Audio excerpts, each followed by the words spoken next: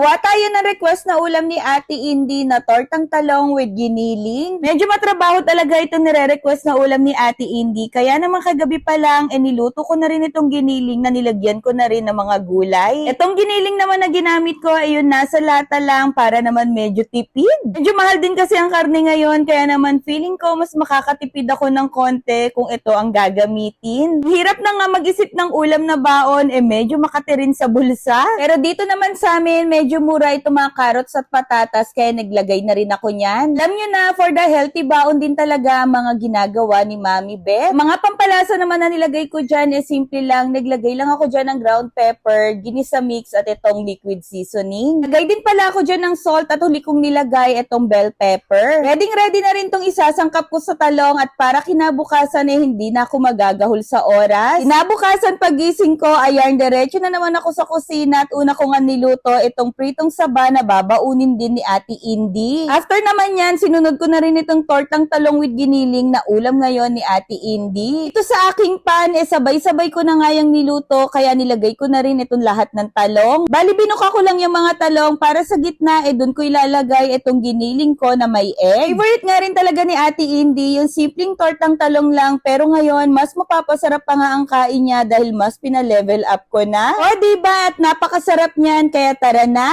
another bento baon for Ate Indy. Para sa bento baon ngayon ni Ate Indy, excited nga akong gamitin itong bago kong mga lunchbox. Legit na galing sa Japan yan mga mi, at dito nyo yan mabibili sa Crafty Corner. Marami rin dito mga bento accessories, kaya i-check nyo na yung page nila. Para naman sa design natin mga mi, simple nga lang din itong gagawin ko. Isipan ko na nga lang din kulayan itong rice para naman mas magandang tignan. Natural food coloring naman ang gamit ko dito, kaya naman mas pina-healthy pa nga itong rice ni Ate Indy. Sa paggamit naman yan, tutunawin ko lang muna yan sa mainit na tubig, saka ko naman ihalo dito sa rice. O diba, may kulay na ang ating rice, mas healthy pa. Para naman sa design na gagawin ko, eto, simpleng rice molder lang itong gagamitin ko. Flower shape na nga itong kinuha ko para cutesy-cutesy lang ang peg. Nito nga lang ang paggamit niyan at napakadali at meron na kagad tayong flower shape sa rice. Papagandahin ko pa nga yan, kaya naman kumuha na rin ako netong cutter na ginagamit ko naman sa cheese. Flower pa rin ang shape, pati ibabaw ko lang yung cheese dito sa rice. O diba, simple lang pero makulay, kaya naman napakagandang tignan. For the ulam naman na tortang talong, ayan, isi-separate ko na lang yan ng lagayan. Itong lunchbox na to is from Crafty Corner pa rin at talaga namang nagustuhan ko yung size. Saktong-sakto yung size para sa ulam ni Ate Indy. Paglagay pa nga ako dyan itong grapes. Minimalist lang ang peg at hindi mabigat sa lunch bag. For the snack, same na lunchbox pero iba ang size. In-1 na rin kasi yan, kaya naman meron na rin ako para sa snack. Saktong-sakto rin ang size para naman dito sa aking pritong saba. At ayan, dinagdagan ko lang yan ng milk. O siya, at tapos na naman tayo sa isang bento baon serye. At kung nagustuhan nyo tong video na to, i-follow nyo na rin kami for more bento baon ideas.